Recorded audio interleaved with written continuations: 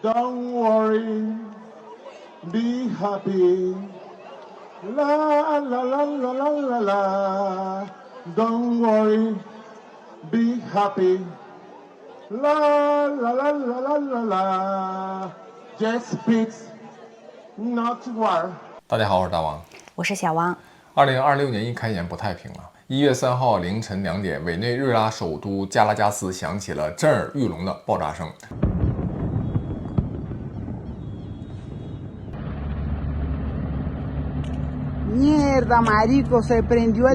至少7次爆炸照亮了夜空，低空飞行的这个战机就呼啸而过。几个小时之后，特朗普在社交媒体上宣布说，委内瑞拉的总统马杜罗和他的夫人已经被美军抓获，正在驶往纽约的军舰上。就在不到24小时之前马杜罗还在总统府会见了中国特使邱小琪，双方谈了几个小时关于能源合作的事儿。转眼间，这个南美国家的领导人就成了阶下囚。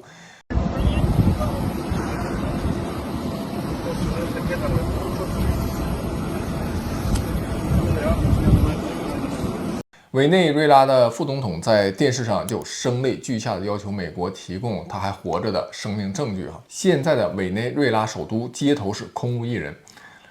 Saludos amigos de Venezolana de Televisión, el equipo de prensa del canal del Estado pues ha salido a recorrer las calles del centro de la ciudad capital para constatar la paz y tranquilidad que hay a esta hora de la mañana en el centro de Caracas, luego que en horas de esta madrugada pues el gobierno de los Estados Unidos perpetrara un ataque grosero contra la tranquilidad y la soberanía del pueblo venezolano. Hemos escuchado las declaraciones claras de la vicepresidenta ejecutiva de la República Bolivariana de Venezuela, doctora Delcy Rodríguez, donde exige al gobierno estadounidense una fe de vida del presidente constitucional de la República Bolivariana de Venezuela, Nicolás Maduro Moro, al tiempo que ha llamado a la perfecta unión cívico-militar popular a defender la integridad del pueblo venezolano. Ahorita nos encontramos cerca de la Asamblea Nacional, luego que pues fake news recorrieran las redes digitales diciendo que habían ataques contra instituciones de nuestro país, pues pueden constatar cómo nos encontramos justamente en la avenida Universidad, llegando a Capitolio en perfecta tranquilidad. Se encuentra esta zona del centro de Caracas, llevándoles a ustedes todos los detalles de cómo se encuentra a esta hora la ciudad capital. Escuchábamos a la vicepresidenta ejecutiva llamar al pueblo a la calle a defender la soberanía y recordar además que el pueblo venezolano cuenta con un aparato legal robusto que garantiza la defensa de la soberanía de la República Bolivariana de Venezuela. Ante estas groseras agresiones por parte del gobierno estadounidense, pues se llama a la perfecta unión cívico-militar popular, como ya lo había instruido el presidente constitucional de la República Bolivariana de Venezuela, Nicolás Maduro Moros, a defender la patria ante cualquier ataque, como el que se dio la madrugada de este sábado en la República Bolivariana de Venezuela. El pueblo de la patria de Bolívar es un pueblo de paz, lo han dicho las autoridades, pero también lo ha demostrado el pueblo venezolano a lo largo de su historia. Un pueblo irredente, destinado a ser libre, soberano e independiente. En estos momentos, en este recorrido que hacemos por el centro de la ciudad capital, estamos llegando muy cerca a las inmediaciones del Palacio de Miraflores y pueden observar ustedes en estas imágenes que compartimos a esta hora a través de la pantalla de Venezolana de Televisión que se encuentra en total tranquilidad estas cercanías. Y como hemos podido evidenciar a lo largo del recorrido que hemos hecho durante esta mañana. La invitación es que usted esté bien atento a la pantalla de Venezolana de Televisión, donde le llevaremos información de primera mano de lo que está ocurriendo en el país a esta hora, sobre todo llevando la tranquilidad al pueblo venezolano. Con esta información nosotros vamos a retornar el pase al estudio de Venezolana de Televisión, pero recordarle también al mundo entero que Venezuela está en alerta máxima para defender el sagrado territorio de la República Bolivariana de Venezuela. 这个民众啊，一觉醒来发现天变了。De paso, yes, yeah, come celebrate with us. We love everybody because you, America, has loved us so much, so much. Thank you, America. 很多人都在问啊，美国这么多年为什么不动委内瑞拉，偏偏现在动手呢？有人说是为了石油，有人说是为了毒品，还有人说是为了解放委内瑞拉人民。今天我们就来深入剖析这背后真正的本质的真实原因。委内瑞拉这个石油储量超过了3000亿桶啊，是全球第一，连沙特都比不过。这样的国家在美国的后院存在了这么多年，前任的总统韦查斯甚至把这个石油收归国有，就把外资企业都全赶走了。美国居然一直没有大动干戈，这本身呢，在很多人眼里看起来就不寻常。原因其实也很简单因为委内瑞拉的石油虽然多，但是质量差。75%的储量是集中在奥里诺科重油带，这些石油属于超重油，什么意思呢？就是高密度、高含硫、高含重金属 ，API 重度只有7到10度。相比之下，中东的这种轻质原油 API 度数在30以上，品质好，易开采，成本低。委内瑞拉重油的这个开采成本是沙特的2倍以上，还需要复杂的那种提炼技术，必须和轻质油混合才能出口。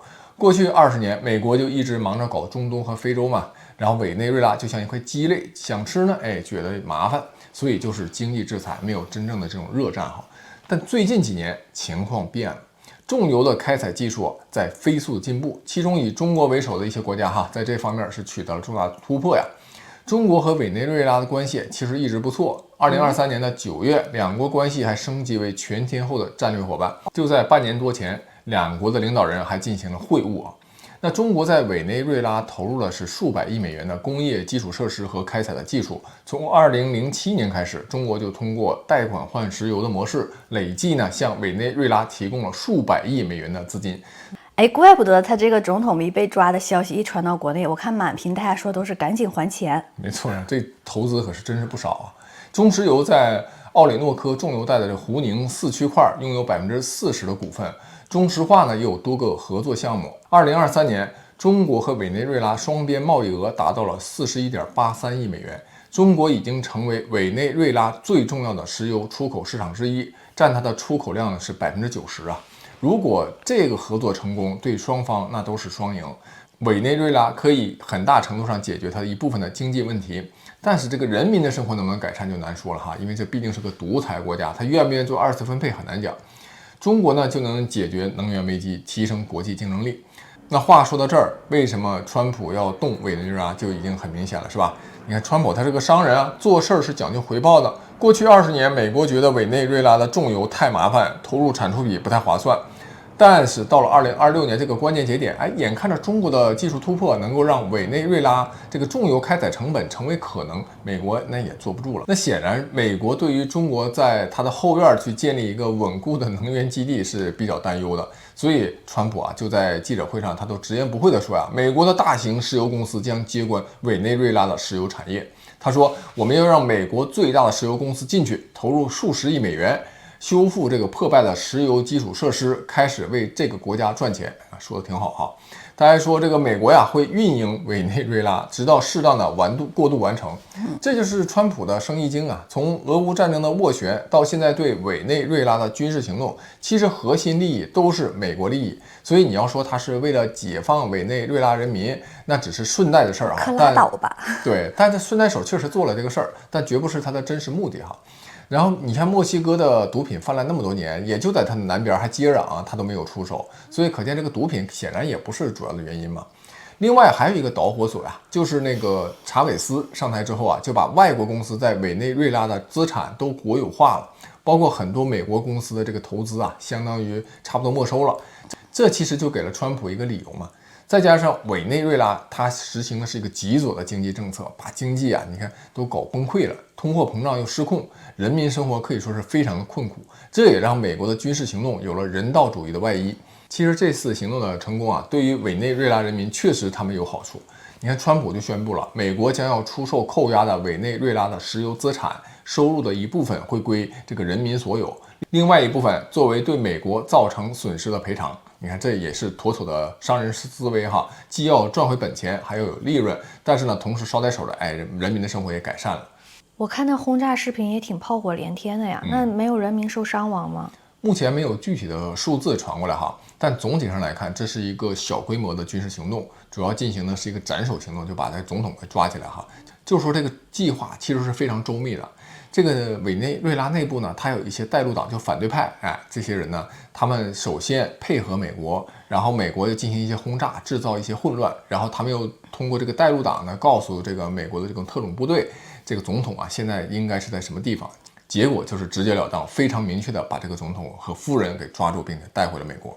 下面我就讲讲美国是如何做到如此轻易的抓获马杜罗的。美国能这么轻松的抓到马杜罗和他的夫人啊，主要原因就在于委内瑞拉内部的问题。首先就是经济崩溃，马杜罗的政府继承了查韦斯的极左经济政策，大搞国有化，对私营企业严格管控，导致生产效率低下。石油价格下跌之后啊，委内瑞拉经济就失去了支撑。2014年开始持续的衰退，通货膨胀率一度突破了100万级别，货币啊几乎成为废纸。当时委内瑞拉这个通货膨胀，货币超级贬值，成为了国际上大新闻哈。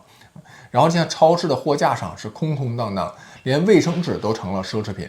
自从2015年以来，超过600万的委内瑞拉人逃离了祖国，成为拉美最大的难民危机。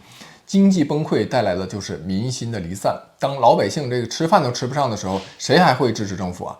可以说，委内瑞拉是国内遍布反对派和所谓的带路党哈。这些人呢，相当有一部分人是长期接受了美国的资金和支持啊，在关键时刻，他就可能成为一个内应。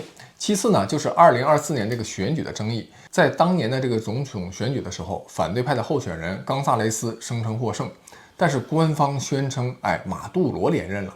反对派的领袖马查多就组织了上百万的志愿者，从全国大约2万个投票站收集了选票记录的副本啊，声称是掌握了选举舞弊的铁证。虽然真相如何是很难说清的，但这场选举的争议严重削弱了马杜罗政府的合法性。其实美国呀早就认定冈萨雷斯是真正的总统，并在去年11月呢将马杜罗列为外国恐怖组织头目，和基地组织也门胡塞武装并列。美国还悬赏了5000万美元抓捕马杜罗，罪名就是毒品恐怖主义。这都是在为这个军事行动其实做一些铺垫哈。川普呢在12月23号就警告马杜罗说，你聪明的话就该下台。12月份呢，然后美国海军在加勒比海集结了庞大的舰队，包括硫磺岛号2栖攻击舰。川普还称这是南美洲历史上最大的舰队，这些信号已经很明显了。但是马杜罗可能就低估了川普动真格的真心不只是老马他低估了，包括中国的很多所谓的专家，那都是夸夸打脸。当时都说马杜罗不慌，马杜罗有什么苏制的武器不慌，但实际上现在一看全被打脸。在1月13号的时候，凌晨的行动就是由这个美军的三角洲特种部队来执行的，目标非常的精准，动作非常迅速。首先就是用一轮爆炸袭击了加拉加斯、米兰达州，还有阿拉瓜州和拉瓜伊拉州等多个地点，包括最大的军事基地。但美国方面声称没有造成人员的死亡，只是定点清除了军事目标。然后马杜罗呢和他的夫人很快就被抓获了，乘坐直升机就转移到了硫磺岛号军舰，之后就要被押往纽约进行受审，现在应该已经抵达了。从川普发布的照片看，马杜罗穿着是灰色的运动服，眼睛呢是被黑布蒙着，手里还拿着一瓶矿泉水，就完全失去了昔日的威严。这次行动之所以成功归结到底就是因为马杜罗政府众叛亲离，经济崩溃又让人民怨声载道，腐败和管理不善让精英阶层离心离德，军队内部也有人暗通美国。那一个独裁者如果失去了人心，再多的安保现在看来也是没有用的。而且这种斩首行动也非常值得称道，就是没有过多的其他的平民的伤亡其实随着人类文明的发展和社会的进步近1个世纪以来，独裁者呢大多也就维持30-40年就倒台了。原因就是得罪人太多，反对派势力不断累积。那朝鲜金家，你觉得接下来会怎么样？对，他能维持到现在是个奇迹，但是下一代推出来的是一位女性接班人啊，就是女将军，是否能延续啊，还是很难说的。后面我会专门做一期讲这个将来这个金家的这个继承人问题。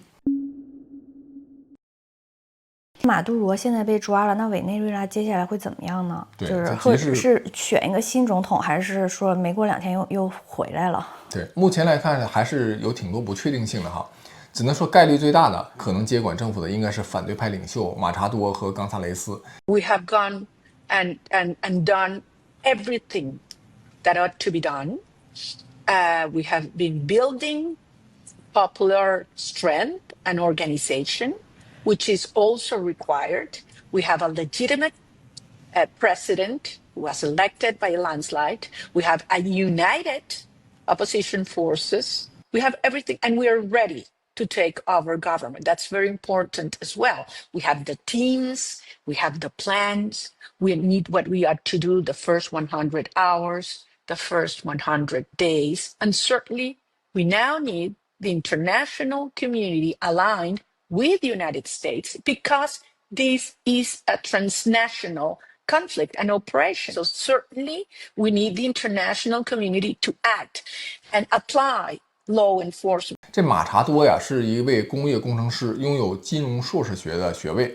2002年，他联合创办了一个叫“团结起来”的选举监督组织，致力于推动自由公正的这个选举。2010年，他就当选了国会议员，得票数据说当时还创了纪录。2014年，他因为在美洲国家组织发表关于委内瑞拉政治危机的演讲，就被马杜罗政府驱逐出国会了。2023年的10月，马查多赢得了反对派初选，得票率超过92%，成为统一候选人。但马杜罗政府以参选腐败为由，禁止他参选，取消他的政治权利15年，所以他就转而支持冈萨雷斯参选。2024年选举之后，马查多宣布掌握了选举舞弊的证据，随后呢，因为担心生命安全而躲藏起来了。2025年的10月，马查多被授予了诺贝尔和平奖啊！你看这个，表彰他不知疲倦地推动民主权利和在日益黑暗中保护民主的火焰。他被称为是委内瑞拉的铁娘子，以坚韧和决心著称。马查多此前还曾经表示说绝对支持特朗普对委内瑞拉的强硬的政策，称他是这个半球的自由卫士。委内瑞拉人民是感谢美国施加的压力。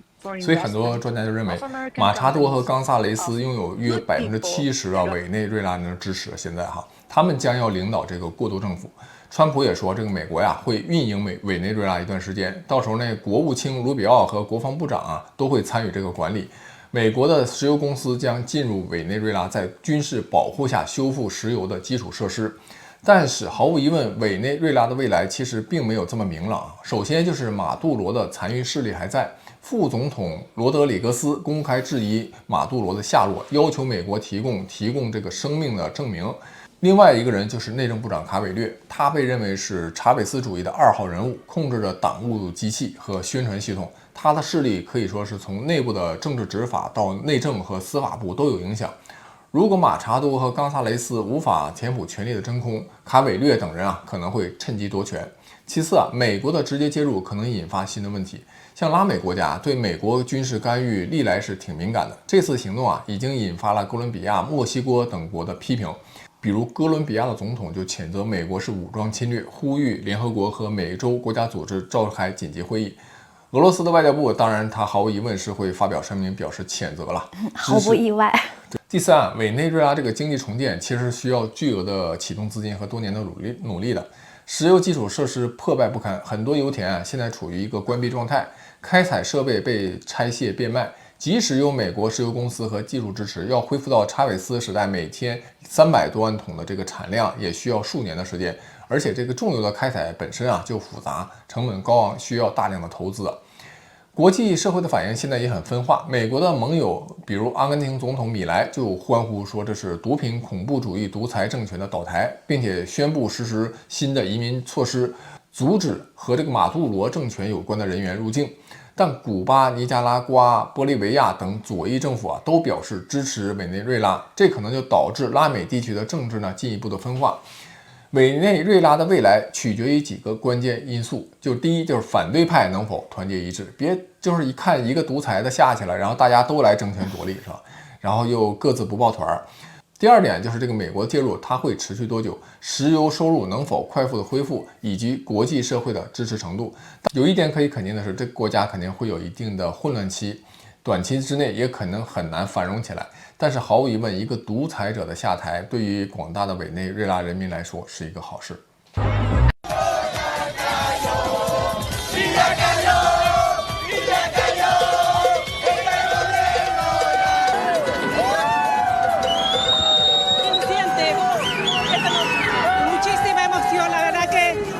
Muchos años esperando esta pronta libertad, que todavía, bueno, pero por lo menos estamos saliendo de una de las peores ratas de Venezuela.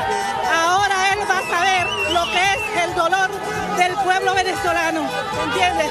Ahora él en una cárcel de Estados Unidos va a saber lo que es bueno cuando puso a tantas personas inocentes presas, que no deberían estar presos nunca. Me siento muy feliz porque vamos a ser libres en el nombre de Dios。 这次事件对中国的影响也是不容小觑啊。首先是经济损失。根据英国广播公司的报道，截止2018年，委内瑞拉欠中国大约200亿美元的贷款，有些统计数字显示是高达500亿美元。自从2007年以来，中国通过贷款换石油模式向委内瑞拉提供了大量的资金支持。中石油、中石化在委内瑞拉有多个重大的项目哈。刚才我已经讲过了，投资高达数百亿美元。那马杜罗被抓以后，这些投资的命运如何呢？川普已经明确表示了，美国石油公司将接管委内瑞拉的石油产业。虽然说会尊重国际的合同，但是以美国的作风很可能就会重新启动谈判，甚至单方面撕毁一些协议。那中国在委内瑞拉的几百亿美元投资和未偿还的贷款都面临巨大的风险。其次就是能源安全可能会受到一定程度的冲击。2023年，中国从委内瑞拉进口大约4000万吨的原油，占中国原油进口总量约7%，这个占比不算特别高。但是委内瑞拉的重油对中国的某些沿海的炼油厂是很重要的。那如果这个供应源被切断或受到美国的控制，中国将更加依赖中东、俄罗斯等等其他地区的能源，那能源安全的脆弱性就会增加。目前，中国的外交部对美国的这次行动表示了非常的震惊。从长远来看，这次事件一定会促使中国重新评估在拉美的投资策略，因为毕竟是美国的后院嘛。单纯的经济投资是不足以保护中国的利益的。